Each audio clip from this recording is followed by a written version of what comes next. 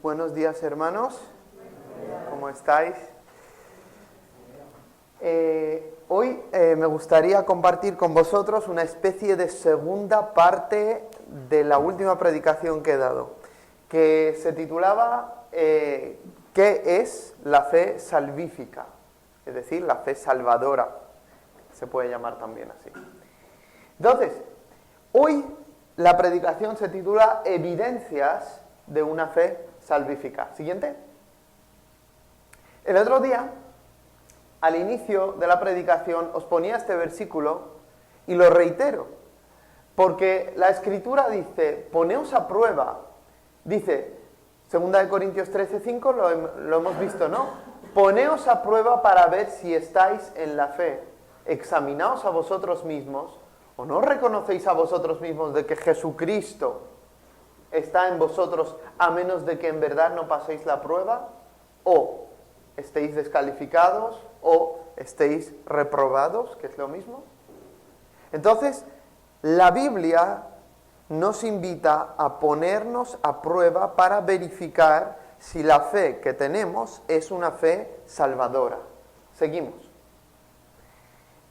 Entonces, el otro día dijimos que la fe salvífica, pues que había al menos 4 sentidos en los que se usaba la palabra y que no era ni la opción A, ni la B, ni la C, sino la D. Es decir, la fe como acción o estado de confianza en Jesús para recibir la salvación, es decir, la liberación del pecado y de sus consecuencias.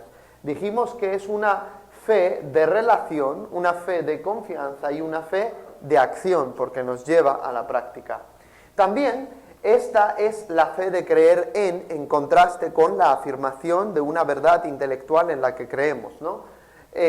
No es la fe de creer que, aunque creer que parece ser imprescindible para creer en, pero creer en es una fe relacional y de compromiso. Entonces, siguiente. Os di estas ilustraciones al final de la última predicación, que son ilustraciones de una fe salvífica. Dijimos un puente, es decir, de reconocer que el puente está ahí, a dar el paso de caminar por él, la cuerda, ¿no? No decir ahí hay una cuerda, agarrarte de ella, ¿sí? Porque si no te mueres, ¿sí? Necesitas la cuerda. También el paracaídas, como cuando un avión pues se va a destruir y tú vas y coges el paracaídas y te lo pones encima, o el salvavidas, ¿no? Aunque te lo lancen, ¿no? Tú tienes que decidir apropiarte de él, ¿no? Decidir ponértelo, porque si no, pues de nada te sirve. Entonces, ahí hemos visto 4 ilustraciones de una fe salvífica o salvadora, que es lo mismo. Siguiente. Entonces, lo que nos toca hablar hoy es evidencias de una fe salvífica. ¿Existe alguna manera de saber si soy salvo o salva? ¿Cuáles son los criterios que prueban una fe salvadora? ¿Existen criterios, existe manera de decir esto que tengo personalmente a la luz de la palabra de Dios no es o sí es una fe salvífica? ¿Vale? Entonces, siguiente. Entonces, la fe salvífica versus la fe no salvífica, ¿no? Vamos a ver hoy, siguiente, 7 cosas. En primer lugar, vamos a ver 7 cosas que ni prueban ni niegan la fe salvadora. ¿Y siguiente? Y en segundo lugar, vamos a ver 9 condiciones que prueban una fe salvífica, ¿vale? Sigamos. En primer lugar, en la primera parte de la predicación, que es cosas que ni prueban ni niegan la fe salvífica, vamos a ver la primera. La rectitud visible. La rectitud visible. Y leemos, por ejemplo, el caso del joven rico. Os lo estoy leyendo en Mateo 19, 16 al 22. Dice, sucedió que un hombre se acercó a Jesús y le preguntó, Maestro, ¿qué es lo bueno que debo hacer para obtener la vida eterna? ¿Por qué me preguntas sobre lo que es bueno? Respondió Jesús. Solamente hay uno que es bueno. Si quieres entrar en la vida, obedece los mandamientos. ¿Cuáles?, preguntó el hombre. Contestó Jesús: no mates, no cometas adulterio, no robes, no prestes falso testimonio, honra a tu padre y a tu madre y ama a tu prójimo como a ti mismo. Todos estos los he cumplido, dijo el joven. ¿Qué más me falta? Rectitud visible, todos estos los he cumplido. Si quieres ser perfecto, anda, vende lo que tienes y dáselo a los pobres y tendrás tesoro en el cielo. Luego ven y sígueme. Cuando el joven oyó esto, se fue triste porque tenía muchas riquezas. Tenía fe, creía en el Antiguo Testamento, es más, se acercó a Jesús de una manera bastante interesante, como un maestro que es bueno o que le puede enseñar lo bueno y que le puede hablar de la vida eterna, pero parece que no basta con esa rectitud visible, ¿verdad? Porque esa rectitud visible la puede tener una persona bien educada, una persona religiosa también, ¿sí?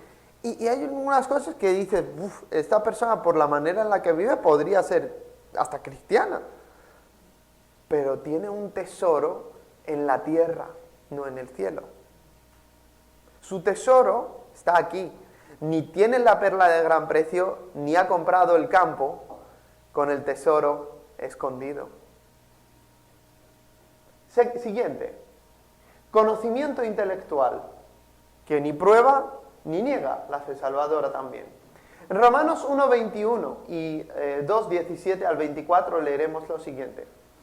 A pesar de haber conocido a Dios, dice Pablo, no lo glorificaron como a Dios, ni le dieron gracias, sino que se extraviaron en sus inútiles razonamientos y se les oscureció su insensato corazón. Tenían un conocimiento de que Dios está ahí, su eterno poder y deidad se hacen claramente visibles desde la creación del mundo, no obstante, no les salva ese conocimiento intelectual que puede tenerlo una persona salva y una persona no salva igualmente. Ahora, en el versículo 17 al 24 leemos que donde ya no nos habla de la humanidad en general o de los gentiles también, sino nos habla específicamente del judío. Ahora bien, tú que llevas el nombre de judío, que dependes de la ley y te jactas de tu relación con Dios, supuestamente, que conoces su voluntad y sabes discernir lo que es mejor porque eres instruido por la ley, que estás convencido de ser guía de los ciegos y luz de los que están en la oscuridad, instructor de los ignorantes, maestro de los sencillos, pues tienes en la ley la esencia misma del conocimiento y de la verdad. En fin, tú que enseñas a otros, ¿no te enseñas a ti mismo? Tú que predicas contra el robo, robas. Tú que dices que no se debe cometer adulterio, ¿adulteras? Tú que aborreces a los ídolos, ¿robas de sus templos? Tú que te jactas de la ley, ¿deshonras a Dios quebrantando la ley? Así está escrito, por vuestra causa se blasfema el nombre de Dios entre los gentiles. Entonces, ¿qué vemos aquí?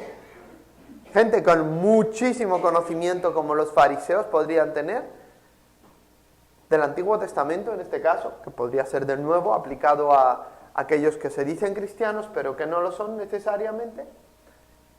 Pero el tener ese conocimiento no necesariamente nos habla de que hay una salvación. Por eso Pablo a continuación habla de los que tienen la circuncisión de corazón y los que no la tienen.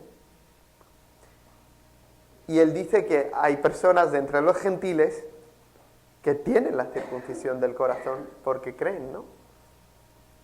Y hacen lo que es según la ley. Hacen caso a la ley de Dios, sin pertenecer formalmente al pueblo de Israel, ¿no? Sigamos. Envolvimiento religioso, otra cosa que no es una prueba de nada, ¿vale? Mateo 25, 1 al 10, la parábola de las 10 jóvenes o vírgenes. El reino de los cielos será entonces como 10 jóvenes solteras que tomaron sus lámparas y salieron a recibir al novio. 5 de ellas eran insensatas, 5 prudentes. Las insensatas llevaron sus lámparas, pero no se abastecieron de aceite. En cambio, las prudentes llevaron vasijas de aceite junto con sus lámparas. Y como el novio tardaba en llegar, A todas les entró sueño y se durmieron. A medianoche oyó un grito. Ahí viene el novio, salid a recibirlo. Entonces todas las jóvenes se despertaron y se pusieron a preparar sus lámparas. Las insensatas dijeron a las prudentes, dadnos un poco de vuestro aceite porque nuestras lámparas se están apagando. No, respondieron estas, porque así no va a haber suficiente ni para nosotras ni para vosotras. Es mejor que vayáis a los que venden aceite y compréis para vosotras mismas. Pero mientras iban a comprar el aceite, llegó el novio y las jóvenes que estaban preparadas entraron con él al banquete de bodas y se cerró la puerta. Y a las otras que les tocó estar en las tinieblas de afuera, el llanto y el crujir de dientes, nadie las aceptaba ya. ¿Qué pasa? Envolvimiento religioso. Tú puedes pasarte toda la vida en la iglesia, ¿sí? Pero eso no tiene el poder de transformarte. La fe en el Evangelio es lo que transforma a la persona. Jesucristo, el Espíritu Santo, en tu corazón. Y aquí lo vemos con el símbolo del aceite. Hay personas que están ahí en la iglesia como aparcadas, por decirlo de algún modo, ¿no? Están ahí, pero no son permanentes. Y estas personas, pues, por desgracia, a pesar de haber oído tantas veces el Evangelio, no se convierten a Dios. No tienen ese aceite, no lo albergan, no tienen suficiente, no lo llevan consigo. Son personas que tienen conocimiento, incluso que esperan cosas, pero de parte de Dios, pero no, en última instancia, de nuevo vuelvo a lo mismo. Dios no es su prioridad, no es su tesoro, y eso es lo que sucede. Lo mismo, dicho sea de paso, en Mateo 25, el juicio de las naciones, las ovejas y las cabras. Las ovejas serían los que oyen la palabra de Dios y la hacen amando a sus hermanos, y las cabras son los que oyen la palabra de Dios y no la hacen no amando a sus hermanos en la fe. Envolvimiento religioso que no garantiza nada. Sigamos. Ministerio activo. Mateo 7, 21 al 24. No todo el que me dice Señor, Señor entrará en el reino de los cielos, sino solo el que hace la voluntad de mi Padre que está en el cielo. Muchos me dirán en aquel día, Señor, Señor, ¿no profetizamos en tu nombre y en tu nombre expulsamos demonios e hicimos muchos milagros? Entonces les diré claramente, jamás os conocí, alejaos de mí, hacedores de maldad. Y el versículo 24 leemos, por tanto, todo el que me oye estas palabras y las pone en práctica es como un hombre prudente que construyó su casa sobre la roca. Ahí está. Entonces, Judas es un buen ejemplo de lo que sería un ministerio activo, junto con Jesús, quizás los 3 años, quizás echando fuera demonios, quizás sanando a los enfermos, y cuántas más cosas podían haber sucedido que no tenemos puestas por escrito, de lo que han experimentado los apóstoles en sus viajes misioneros.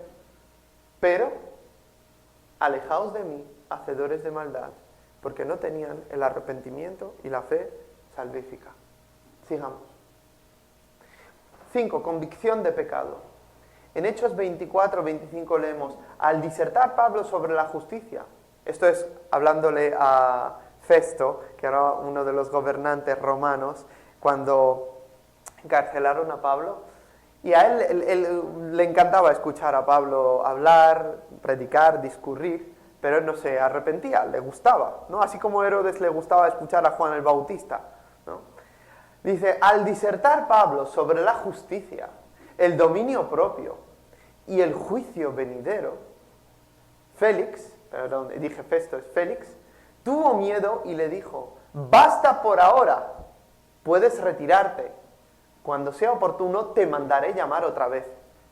Y así dice, que es que no aguantaban. Pablo habla de estas cosas y como al pecador le molesta, pues prefiere ya, pues mira, me encanta lo que dices, pero prefiero escucharlo otro día que no aguanto esto, ¿no? Es decir, él tenía convicción de pecado, pero la convicción de pecado es la conditio sine qua non, es decir, la condición necesaria para la salvación, mas no es la salvación misma. La convicción de pecado es la obra del Espíritu Santo que utiliza la palabra para mostrarnos nuestro pecado, pero no es evidencia de la salvación. Sigamos. Mateo 27, 3 al 5, el caso de Judas. Cuando Judas, el que lo había traicionado, vio que habían condenado a Jesús, sintió remordimiento y devolvió las 30 monedas de plata a los jefes de los sacerdotes y a los ancianos. He pecado, les dijo, porque he entregado sangre inocente. ¿Y eso a nosotros qué nos importa?, respondieron. Allá tú. Entonces Judas arrojó el dinero en el santuario y salió de ahí. Luego fue y se ahorcó. Convicción de pecado, mas no arrepentimiento y fe en Jesucristo. ¿Sigamos? Sexto, la seguridad. ¿Seguridad de qué tipo? Seguridad emocional, o por orgullo, o por estatus religioso, o nacional. ¿Vale? En Mateo 23, por ejemplo, es que se podría leer todo el capítulo, pero no tenemos tiempo para eso, así que he seleccionado algunos versículos. Jesús les dice a los escribas y fariseos, dice, atan cargas pesadas y las ponen sobre la espalda de los demás, pero ellos mismos no están dispuestos a mover ni un dedo para levantarlas. Todo lo hacen para que la gente los vea. Usan filacterias grandes y adornan sus ropas con borlas vistosas. Se mueren por tener el lugar de honor en los banquetes y los primeros asientos en las sinagogas, porque la gente los salude en las plazas y los llame rabí. ¿Cómo se llama eso? Eso, el deseo de seguridad emocional, porque tienen la seguridad emocional, además también quieren que esto se siga reafirmando, ¿no? Nosotros somos los que sabemos, ¿no? Nosotros somos los que cumplimos, los religiosos. Bien, y decís, versículo 30, si hubiéramos vivido nosotros en los días de nuestros antepasados, no habríamos sido cómplices de ellos para derramar la sangre de los profetas. ¿Vale? ¿Eso qué es? Una seguridad espiritual, emocional. Es que nosotros somos mucho mejores que ellos. Nosotros no habríamos hecho esto. Y curiosamente hacen lo mismo, ¿no? Solo que ya no un profeta, sino matan al hijo. Mandan matar al hijo. Serpientes, camada de víboras, ¿cómo escaparéis de la condenación del infierno o de la Gehenna? ¿No? Entonces, ¿qué es lo que vemos? Que ese es seguridad emocional, o por orgullo, por estatus religioso o nacional, es que somos judíos, ¿no? Eso no salva. Y de hecho aquí tenemos en Filipenses 3, 4 al 9, cuando Pablo mismo lo reconoce, dice, yo soy hebreo de hebreos, de la tribu de Benjamín, tal y cual, según la ley, dice, impecable, vamos, que lo hacía todo, pero dice, todo lo que yo para mí era algo importante y algo grande, pues lo desecho para conocer a Cristo. Todo lo he perdido por causa de Él, para ganar a Cristo. No quiero presentarme frente a Dios con mi propia justicia según la ley, sino la justicia que es según Cristo. ¿Sí? Entonces, cuando te inflas en base a tus hechos, en base a tus emociones, orgullo, estatus religioso nacional, pues eso te aleja todavía más de Dios. ¿Sí? Sigamos. 7. Un momento de decisión, ¿vale? Lucas 8, 13 al 14. Los que están sobre las piedras, está explicando la parábola del sembrador aquí Jesús, dice, los que están sobre las piedras son los que reciben la palabra con alegría cuando la oyen. ¿Sí? Emoción, de nuevo, ¿no? Pero no tienen raíz. ¿Vale? Un poco por analogía, ¿qué era la raíz? ¿Qué era el fundamento de la casa? ¿Qué era? En Lucas mismo el fundamento era Cristo y su palabra. En Mateo la roca también es la enseñanza de Cristo y Él mismo. Entonces, por analogía, ¿cuál es la raíz? Cristo, el arrepentimiento, la fe. Entonces dice, cuando la oyen, La reciben con alegría, sí señor, ¿no? Pero no tienen raíz. Estos creen por algún tiempo, pero se apartan cuando llega la prueba. La parte que cayó entre espinos, también otra categoría, ¿no? Son los que oyen, pero con el correr del tiempo los ahogan las preocupaciones, las riquezas y los placeres de esta vida y no maduran. Y fijaos, en ninguno de los casos Jesús dice llevan fruto, excepto el cuarto terreno. No dice lleva fruto, pero luego pues se pierde, ¿no? Es como si fuese adrede, intencional, no utilizar la palabra fruto en estas categorías anteriores.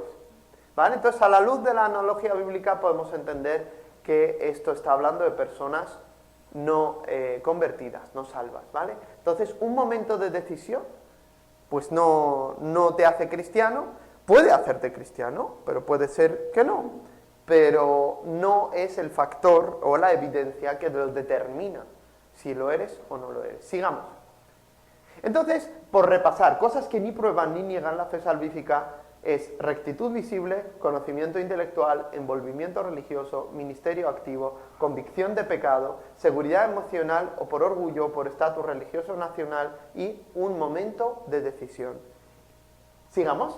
Veamos ahora 9 condiciones que prueban, sí prueban, una verdadera fe salvífica. Fruto, pruebas del verdadero o auténtico cristianismo. Sigamos.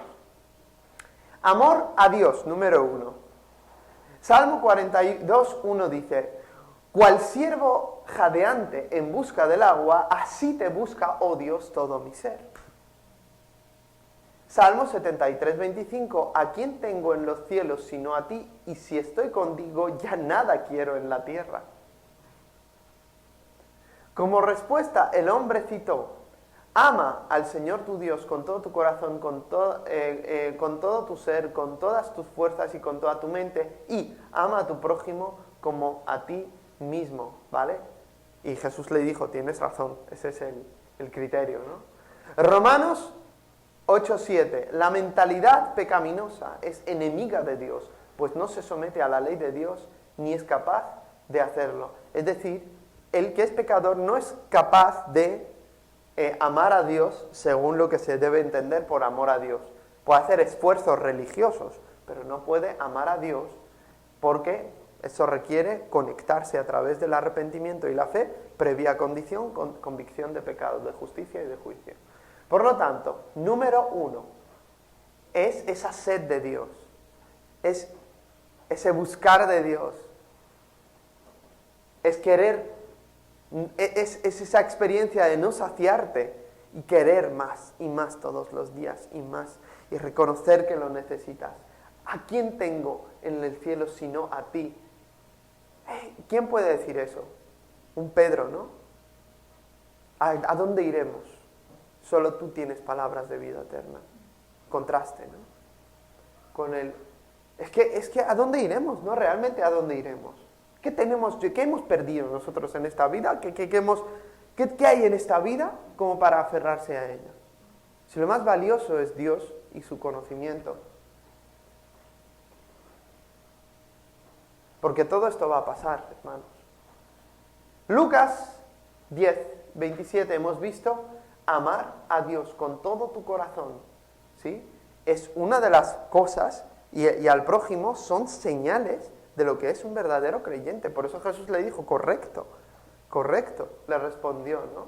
Eso es. Ese es el mandamiento. Bien, sigamos. Número 2, arrepentimiento de pecado. Entonces tenemos en el Salmo 32:5, pero te confesé mi pecado y no te oculté mi maldad. Me dije, voy a confesar mis transgresiones al Señor, y tú perdonaste mi maldad y mi pecado.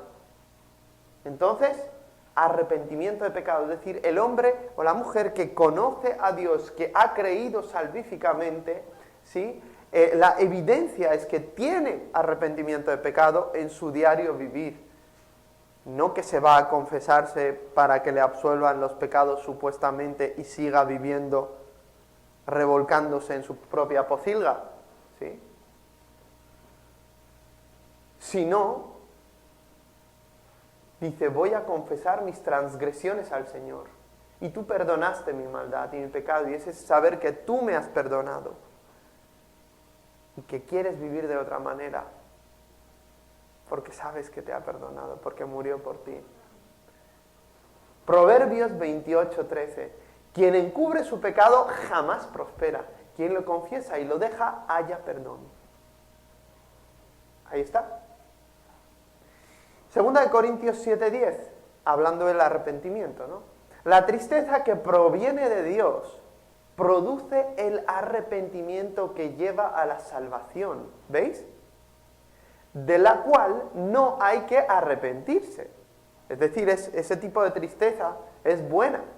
Es la convicción de pecado junto con la decisión de abandonarlo. Mientras que la tristeza del mundo produce muerte, la tristeza de Judas produce muerte. Pero la tristeza del arrepentimiento, la contrición por el pecado, produce el arrepentimiento que lleva a la salvación. Primera de Juan 1:8 al 10. Si afirmamos que no tenemos pecado, es decir, que no somos pecadores, no. Nos engañamos a nosotros mismos y no tenemos la verdad. Si confesamos nuestros pecados, Dios, que es fiel y justo, nos los perdonará y nos limpiará de toda maldad.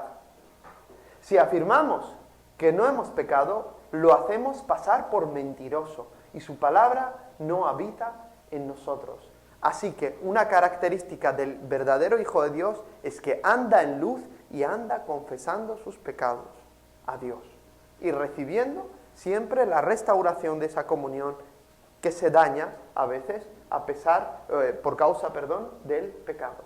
Siguiente. Humildad genuina. Humildad genuina. Salmo 51:17, el sacrificio que te agrada es un espíritu quebrantado. Tú, oh Dios, no desprecias al corazón quebrantado y arrepentido. ¿Veis? Humildad genuina. Característica de un hijo de Dios. Mateo 5:5, dichosos los humildes porque recibirán la tierra como herencia. ¿Quiénes son los hijos de Dios? ¿Quiénes son los salvos? ¿Quiénes son los verdaderos creyentes? Pues los que son los humildes o los mansos, ¿vale? Que siguen, reproducen, emulan a su maestro, que es manso y humilde de corazón, ¿verdad? Santiago 4:6 y 9, pero Él nos da mayor ayuda con su gracia, por eso dice la Escritura, Dios se opone a los orgullosos, pero da gracia a los humildes.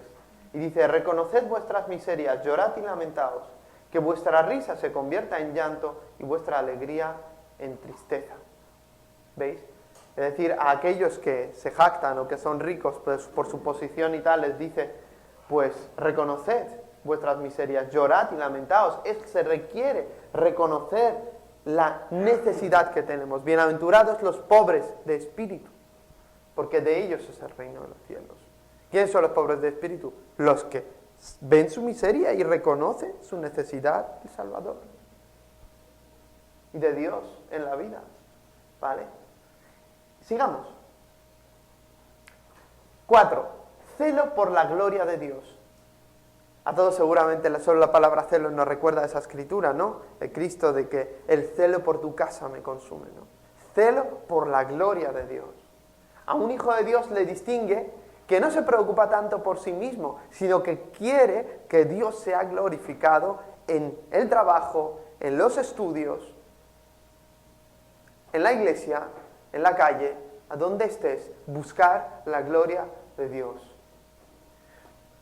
Dice Salmos 105:3 y 115:1, leemos, sentíos orgullosos de su santo nombre, alégrese el corazón de los que buscan al Señor.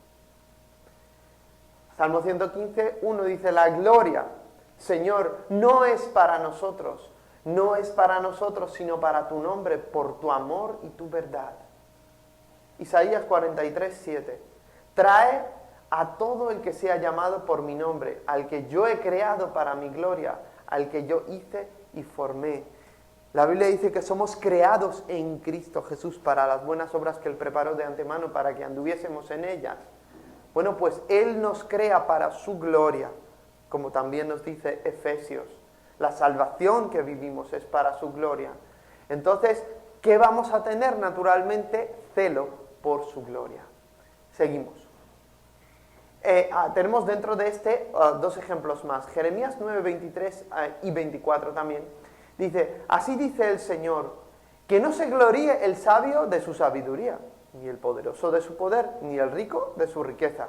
Si alguien ha de gloriarse, que se gloríe de conocerme y de comprender que yo soy el Señor y que actúo en la tierra con amor, con derecho y justicia, pues es lo que a mí me agrada, afirma el Señor. Es decir, el que conoce a Dios reproduce su carácter, ¿sí? Reproduce su forma de vivir, sus valores, ¿sí?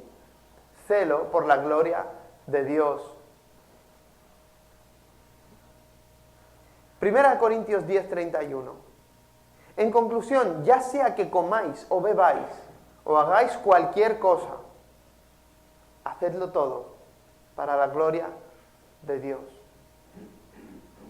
Dios es el centro del cristiano, es ese tesoro escondido y hallado, esa perla de gran precio, insisto.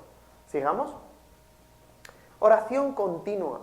Sí, tenemos una escritura, ¿verdad?, que dice orad sin cesar, ¿no? Es decir, que la oración tiene que ser algo permanente en nuestro diario vivir, casi en nuestro respirar, ¿sí? Lucas 18:1 dice, Jesús contó una parábola a sus discípulos para mostrarles que debían orar siempre sin desanimarse. Si eres un discípulo, tienes que orar siempre. Si tú oras siempre, ¿eso qué indica? Es un indicativo, es una evidencia de que eres discípulo, de que eres salvo.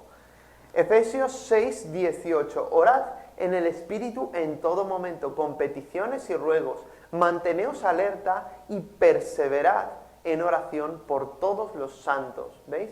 Orad en el Espíritu en todo momento. No solo religiosamente, ¿no? Orad en el Espíritu, que el Espíritu te dirija en tus oraciones, con peticiones y ruegos. Déjate llevar por el Espíritu Santo, ¿no? Manteneos alerta y perseverad en oración por todos los santos, es decir, los hijos de Dios. Filipenses 4:6 dice, no os inquietéis por nada, más bien en toda ocasión, con oración y ruego, presentad vuestras peticiones a Dios y dadle gracias. ¿Sí? Entonces, oración continua. ¿Veis? Esta es la característica de los hijos de Dios. 1 Timoteo 2, 1 al 4. Así que recomiendo ante todo que se hagan plegarias, oraciones, súplicas y acciones de gracias por todos, especialmente por los gobernantes y por todas las autoridades, para que tengamos paz y tranquilidad y llevemos una vida piadosa y digna. Esto es bueno y agradable a Dios nuestro Salvador, pues Él quiere que todos sean salvos y lleguen a conocer la verdad. Seguimos Santiago 5, 16 al 18. Por eso confesaos unos a otros vuestros pecados y orad unos por otros para que seáis sanados. La oración del justo es poderosa y eficaz. Elías era un hombre con debilidades como las nuestras. Con fervor oró que no lloviera y no llovió sobre la tierra durante 3 años y medio. Volvió a orar y el cielo dio su lluvia y la tierra produjo sus frutos.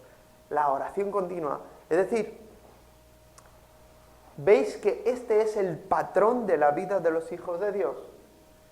¿De qué manera tú puedes saber que estoy en la posición correcta, que estoy viviendo una relación genuina con Dios?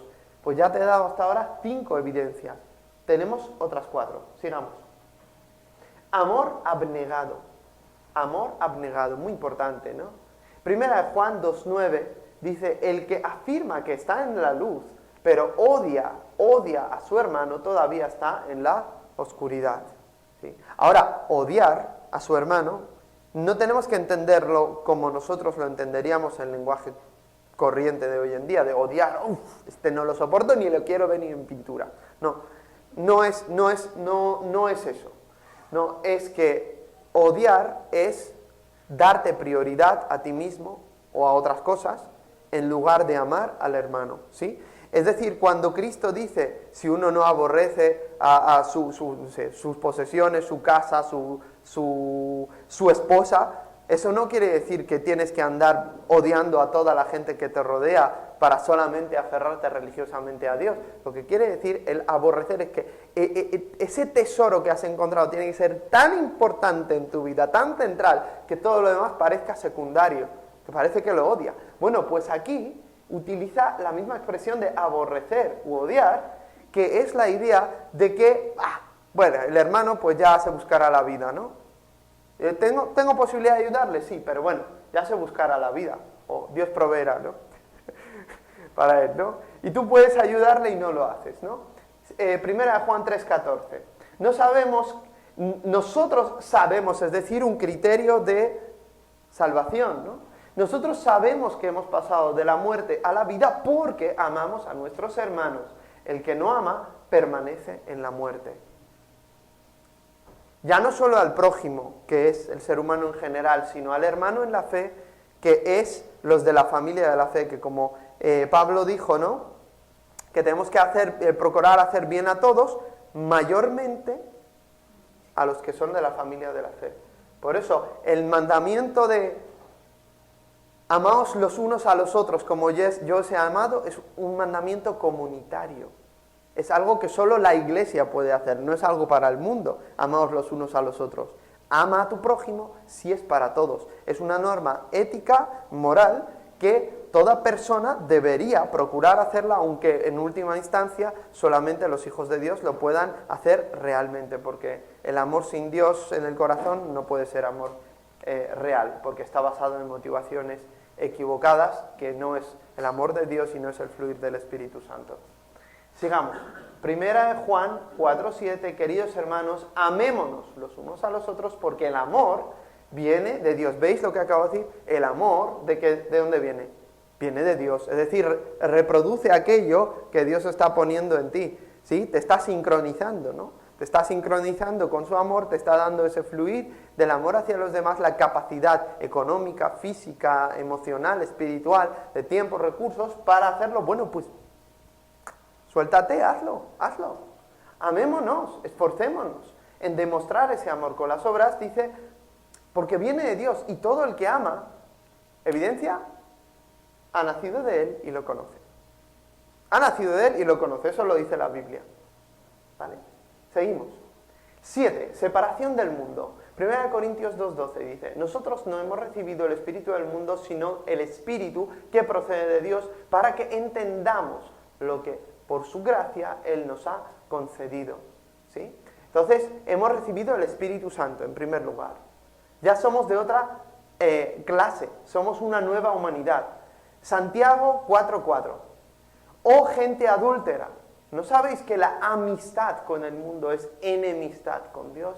Si alguien quiere ser amigo del mundo, es decir, si uno no aborrece esas relaciones con la gente del mundo y con sus cosas, si alguien quiere ser amigo del mundo, se vuelve enemigo de Dios.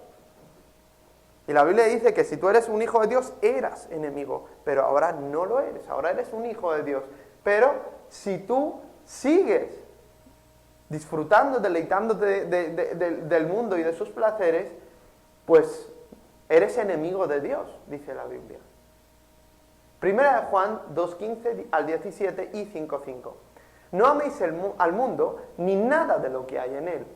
Si alguien ama al mundo, no tiene el amor del Padre, porque nada de lo que hay en el mundo, los malos deseos del cuerpo, la codicia de los ojos y la arrogancia de la vida, provienen del Padre, sino del mundo. El mundo se acaba con sus malos deseos, pero el que hace la voluntad de Dios permanece para siempre. Y el 5:5. ¿Quién es el que vence al mundo? Sino el que cree que Jesús es el Hijo de Dios. ¿Veis? La combinación de estos dos versículos nos muestra que lo de que no améis al mundo no es solo una exhortación, ¿no? Amad menos al mundo, amad más a Dios. Sino es una palabra que solamente un Hijo de Dios puede cumplir, porque ¿quién es el que vence al mundo? Es decir, ¿quién está por encima de ese amor a sí mismo y puede vivir dando prioridad a Dios? El que ya es hijo de Dios, el que ya ha nacido de nuevo, el que cree la fe salvífica, que Jesús es el Hijo de Dios. Creer en. Separación del mundo, ¿no? Santificación, si queréis llamarlo. Dios nos hace suyos Y si te ha hecho suyo, tu modo de vida, tus valores, tus pensamientos van a cambiar, tus hábitos. Sigamos. Ya estamos terminando. Crecimiento espiritual. Lucas 8:15. Fijaos aquí.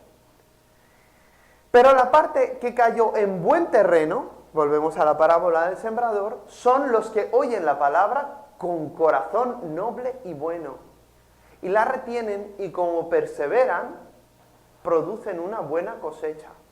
Podéis leer esta parábola en las 3 versiones de Mateo, Marcos y Lucas y vais a ver cómo enriquece vuestro entendimiento de lo que sucede ahí y sobre todo en este caso con el cuarto tipo de terreno, ¿sí? Que es una disposición del corazón. Entonces, cuando la palabra del Evangelio cae en un corazón que por la gracia del Espíritu Santo se vuelve dispuesto a Dios, en esa disposición, haciendo uso de la libertad que Dios le da, tiene que decir sí, tiene que correr, acogerse a esto que Dios le está regalando y apropiarse de la fe. Entonces, ¿qué va a suceder? Dice que la palabra con corazón noble y bueno, y la retienen, entonces lleva fruto, ¿no?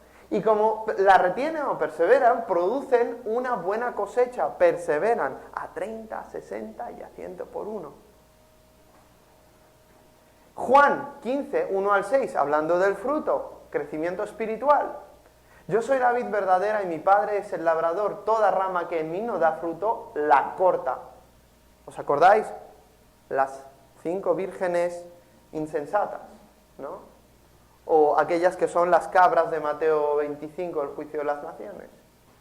Yo soy la vid verdadera y mi Padre es el labrador. Toda rama que en mí no da fruto, la corta. Pero toda rama que da fruto, la poda para que dé más fruto todavía. Vosotros ya estáis limpios por la palabra que os he comunicado. Permaneced en mí y yo permaneceré en vosotros. Así como ninguna rama puede dar fruto por sí misma, sino que tiene que permanecer en la vid, así tampoco vosotros podéis dar fruto si no permanecéis en mí. Yo soy la vid y vosotros las ramas. El que permanece en mí, como yo en él, dará mucho fruto. Separados de mí no podéis hacer nada. El que no permanece en mí es desechado y se seca como las ramas que se recogen y se arrojan al fuego y se queman. Efesios 4, 12 al 16. A fin de capacitar, dice Pablo, ¿no? Que Dios puso a los ministros en la iglesia, los dones, a fin de capacitar al pueblo de Dios para la obra de servicio, para edificar el cuerpo de Cristo. De este modo todos lleguemos a la unidad de la fe y del conocimiento del Hijo de Dios, a una humanidad perfecta que se conforme a la plena estatura de Cristo. Perfecta no en el sentido de impecable, sino madura. Madura, la palabra perfecta tiene que ver con madurez, ¿sí? Así que Dios lo que quiere es utilizar la iglesia para que tú madures y a su vez te vuelvas un consiervo, ¿no? A favor del resto del pueblo de Dios y de aquellos que todavía no lo son, pero han de serlo. La gran comisión. Entonces ahí tenemos el crecimiento espiritual, que es intrínseco, que es esencial para el verdadero creyente, que no puede no crecer, que eso no es posible, porque es obra de Dios en la persona y Dios utiliza varios instrumentos para ello. Así ya no seremos niños zarandeados por las olas. ¿Quién es el zarandeado por las olas? Si leéis Santiago, son las almas inconstantes, ¿no? Esas personas que no están arraigadas, ¿no? Zarandeados por las olas, llevados de aquí para allá por todo viento de enseñanza y por la astucia y los artificios de quienes emplean artimañas engañosas. ¿Sí? Más bien, al vivir la verdad con amor, creceremos hasta ser en todo como aquel que es la cabeza, es decir, Cristo. Por su acción todo el cuerpo crece y se edifica en amor, sostenido y ajustado por los ligamentos según la actividad propia de cada miembro. Y sigamos.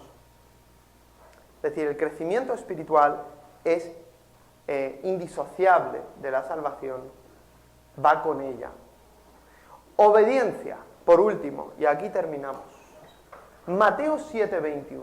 No todo el que me dice, Señor, Señor, entrará en el reino de los cielos, sino solo el que hace la voluntad de mi Padre que está en el cielo. ¿Sigamos? Vosotros sois mis amigos si hacéis lo que os mando. Si no, sois enemigos, ¿no? Si quieres. Juan 14:15. Fijaos, este texto lo he querido incluir en este mensaje también, porque fijaos lo que dice. Si me amáis, a que en la Reina Valera dice, si me amáis, guardad mis mandamientos. Pero realmente no es eso lo que pone. Por eso he utilizado otra versión. Hay al menos 2 versiones que lo dicen de esta manera muy clara. Si me amáis, guardaréis mis mandamientos. No es una petición por parte de Jesús que guardemos sus mandamientos si emocionalmente le amamos, que también le obedezcamos, ¿no? No. Si me amáis, la realidad del amor verdadero a Dios, ¿qué va a suceder irremediablemente? Pues guardaréis mis mandamientos. Muy importante. Sigamos. 1 Pedro 1, 2 y 22. Según la previsión o presciencia o previo conocimiento de Dios, de Dios el Padre, mediante la obra santificadora del Espíritu Santo, ¿para qué? ¿Para qué ha hecho esta obra en nosotros? Para obedecer a Jesucristo y ser redimidos por su sangre, que abunden en vosotros la gracia y la paz. 22. Ahora que os habéis purificado obedeciendo a la verdad y tenéis, o sea que habéis nacido de nuevo, ¿no? Y tenéis un amor sincero por los hermanos, amaos de todo corazón los unos a los otros. Es decir, la obediencia en el amor, en el bien hacer, es resultado de que hemos sido purificados obedeciendo en primer lugar a la verdad, es decir, el Evangelio, y tenemos ese amor sincero que fluye de la relación que hemos adquirido con Dios al volvernos hijos de Dios. Primera de Juan 2, 3 al 5. ¿Cómo sabemos si hemos llegado a conocer a Dios? Si obedecemos sus mandamientos. El que afirma, lo conozco, pero no obedece sus mandamientos, es un mentiroso y no tiene la verdad. En cambio, el amor de Dios se manifiesta plenamente en la vida del que obedece su palabra. De este modo sabemos que estamos unidos a Él. Un criterio para saber que estás unido a Él. ¿Qué es la fe salvífica? Evidencias de la fe salvífica. ¿Sigamos? Entonces, las condiciones que prueban una verdadera fe salvífica, resumiendo, son amor a Dios, arrepentimiento de pecado, humildad genuina, celo por la gloria de Dios, oración continua, amor abnegado, separación del mundo, crecimiento espiritual y obediencia. ¿Sigamos? Sigamos. Entonces la exhortación final es la misma que el otro día. A la luz del primer versículo que os puse, que también era de la predicación anterior, la Biblia nos sigue animando. Poneos a prueba para ver si estáis en la fe, examinaos a vosotros mismos, o no os reconocéis a vosotros mismos de que Jesucristo está en vosotros, a menos de que en verdad no paséis la prueba. Siguiente. Si descubres en este autoexamen introspectivo que estás reprobado, Dios te dice hoy, una vez más, arrepentíos y creed en el Evangelio. Si oyes hoy su voz, no te endurezcas, no endurezcas tu corazón. Siguiente. Y que Dios os bendiga. Espero que esta palabra os haga bien y sobre todo nos recuerde y nos ayude a autoexaminarnos para ver si estamos en la fe. Y compartir estas verdades. Seguro que no has podido ni apuntar todas, ni mucho menos, pero aquello que se te ha quedado, compartirlo con otras personas que quizás puedan necesitar esto. Que Dios os bendiga y quiero hacer una oración. Señor, muchas gracias por este tiempo y gracias, Señor, por tu palabra que nos ilumina y nos muestra, Señor Dios, la verdad, nos da discernimiento para saber si somos tus hijos o si nos autoengañamos con emociones, con religión, con conocimiento. Ayúdanos, Señor, a ser esos verdaderos, sencillos, genuinos hijos de Dios que te amen, que vivan una vida de arrepentimiento, de transformación, de santificación, de separación del mundo. Señor, te anhelamos, te ansiamos, Señor, como el ciervo brama por las aguas. Así, Señor, nuestra alma te desea. ¿A quién tenemos, Señor, en los cielos sino a ti? Y fuera de ti nada deseamos en la tierra. Venga tu reino, Señor Jesús, y hágase tu voluntad en la tierra como en el cielo, en nuestras vidas, en la vida de toda tu santa iglesia y en la vida de todos aquellos que todavía han de ser salvos. En el nombre de Jesús. Amén.